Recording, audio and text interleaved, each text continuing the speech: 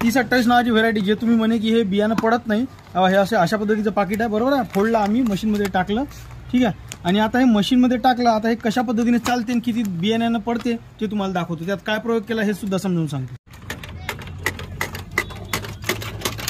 3028 नावाची व्हेरायटी याच्यात टाकलेली आहे आणि 13 इंच याचं अंतर केलेलं आहे. आता 13 इंचावर आहे का नाही बियाणं पाहावा.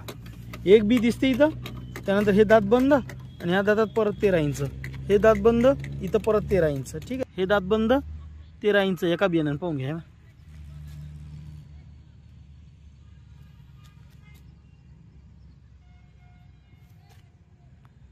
आता एमसील लावासाठी कसं काढायचं पहा. इथं एक खाचा दिलेला आहे, इथं खाचा दिलेला आहे, परत इथं 2 खाचे दिलेले आहे. या खाच्याला असं बोटाने खाली दाबून घ्या. दाबल्यानंतर याला असं ओढा, ठीक आहे. ओढल्यानंतर इथं बोट टाकून ठेवा, ठीक आहे. इथं बोट टाकून ठेवा. परत या खाच्याला असं लोटा खाली आणि